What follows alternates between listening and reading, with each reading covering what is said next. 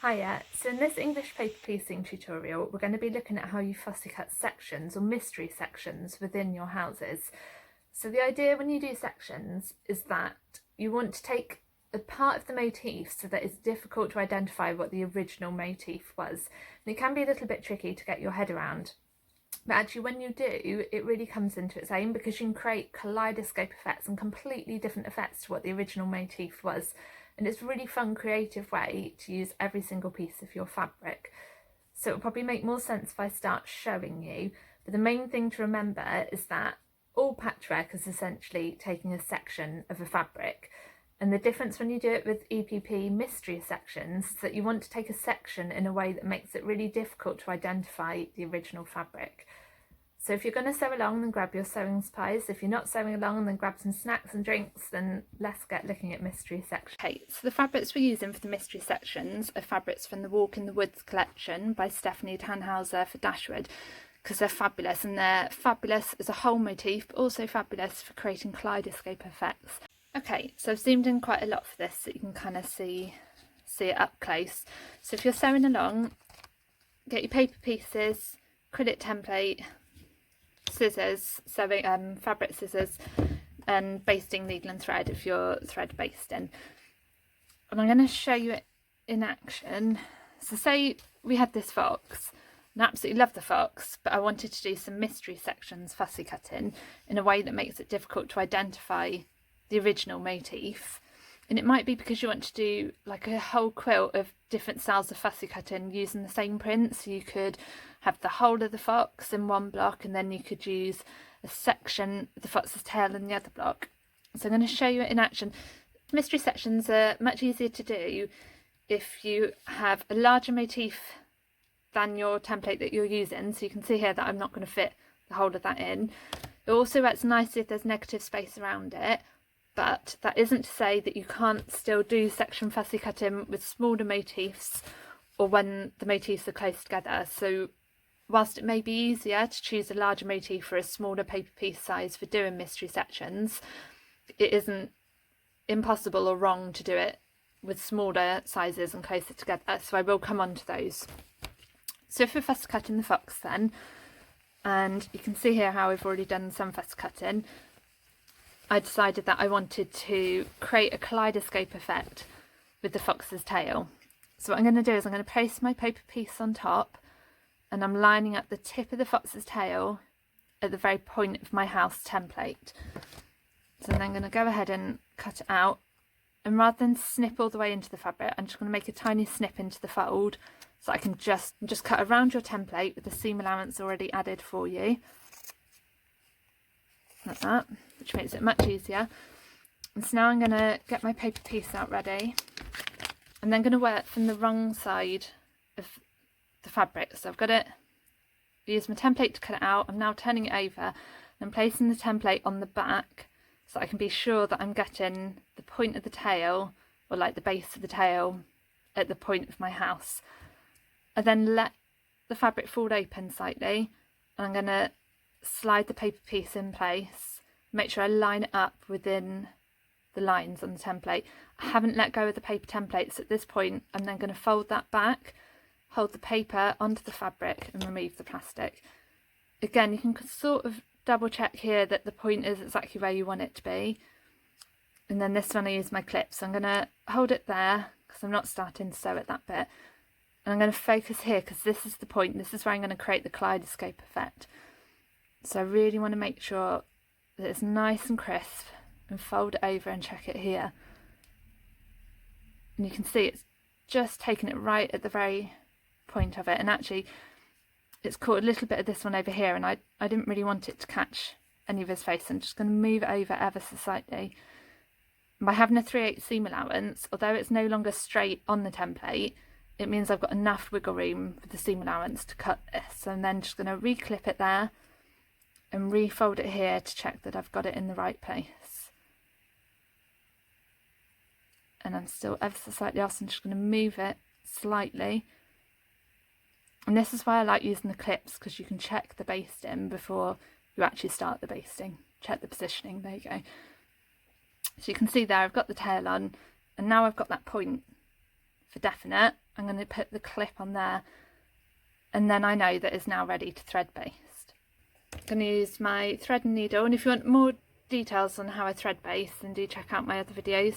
So I'm just going to fold it over and thread baste this into place. And because I've double checked the placement by putting the clips on, I don't have to worry too much about the precision of it as I'm going along. So I'm just taking my thread down on the corners. You see there it holds those corners into place. I come back up and come back down on the next corner. And this just helps to make sure that these corners aren't going to open up whilst you're sewing together, or if you're popping them in your bag to sew on the go, then it means it's going to hold these corners nice and crisp, nice and where you want them to be. So take that last clip off as you work your way around. Just fold it over and use your nail to make sure it's nice and crisp. You can check it. And then do that final stitch to hold this corner in place, and this is the one that really matters because this is where you want to make your kaleidoscope effect from. So then come back up and just tie a knot in the back of your work. So just go through it once, twice, and use my scissors and chop it. So that is your fox's tail, but the idea being that you wouldn't immediately be able to identify that it was a fox that you took it from. And then once you've repeated it 4 times, because you make your house blocks in sets of 4, you're going to create a really fun new effect, so you can really make the pattern work for you in every possible way. So there, it's with your 4, and it creates a really fun sort of leaf effect, petal effect. And I don't think whilst you're looking at it, you're not immediately going to look and go, oh, that's a fox's tail. You've kind of made it as a new mystery section. You could also take a different section of the print. So we took the fox's tail to create this. You could take the top section here and just his ear. It definitely sounds more morbid than it really is, I promise. And then when you've created that as a 4, that creates a really fantastic effect here. So that is the fox's ear, which again, once they're a set of 4 and sewn together, you wouldn't immediately look at that and think, oh, that's the fox's ear. And finally, you could also take his 2 front paws there and create that as a 4, and that would create a really fun look. And you could also take just the tip of his nose there. Move that in shot. You could just take the tip of his nose, which when you repeat it as a 4, move this out of the way, you get a look kind of like this. So there's lots of different options for fussy cutting with mystery sections there, and it is really fun because you could then combine it with fussy cutting the whole fox and then interspace it with these mystery section blocks, and you know they're still going to match because it's from exactly the same fabric print, but from it, by taking different sections of the fox, you've created completely different looks to what the original motif was. So it has loads of options. I wanted to look a little bit at fussy cutting when the motifs are much closer together like this. So whereas with the foxes we had lots of negative space, with this one you are going to capture the edges of the other one. So you could take just this section here of the Wellington boot and you are going to capture this bit up here, but that really doesn't matter because when you've pieced them together as a 4, and I'll show you because it looks really effective. So that's that same section of the Wellington boot, and then when you've repeated it as a 4, you've created a really fun star right in the centre. And I like how it's caught the edges of the other motifs because it's created a sort of frame all the way around. So don't worry too much if it doesn't have the negative space like the fox does, because you can still create fantastic looks when they're closer together. And you could do a similar sort of thing here with the acorns. So you could capture just the top of it here, which if I use the mirror shows it as a 5, but and obviously the house would be a 4, so you just disregard it. Just disregard one of them, and you're creating a completely new look in the middle. And it doesn't matter that you've got lots going on up here, because your eye is naturally drawn to the symmetry and the kaleidoscope effect. And also if you had a much smaller motif, which obviously would fit beautifully within your house as a whole motif, it is still possible to do sections. Sorry, I've just thrown the mirror. Pin up. So you could, though it fits really nicely there, you could take just the top section of the mushroom and it would still create a new, it would be a very small shape at the centre of your block, but you are still going to create a new shape.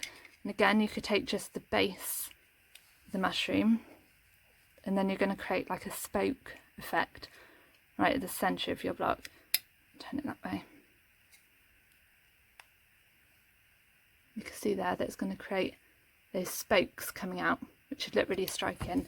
So sections really can work on smaller motifs, motifs that are close together, larger motifs that are close together, and you can see that with the Wellington boot block that I sewed together, or needs to be sewn together, but which was basted, or on the motifs that are fabulous as they are and have lots of negative space, so you can create all these fun kaleidoscope effect blocks that I've shown you. So the key thing to remember is that you want to make it a mystery what the original motif was, and the best way to do that is try to take as small a section as possible. And also, for those who are worried about having Swiss holes in their fabric, Swiss cheese fabric, really doesn't matter, because you get fabric that's like this and it is going to have holes in, but then that makes it more possible to do sections. You can then use his feet here, or just do scrappy hexies. It can really easily fit on your 1/2 inch hexies, your 1 inch hexies, and just create a scrappy quilt from your leftovers, your fussy cutting. So there you go, that's a look at the mystery sections from fussy cutting with houses. Let me know what you think. Do share your photos. Let me know how you got on with the technique. If you've got any questions, then just ask and I'll answer them. And I will see you again very soon for a new PP tutorial.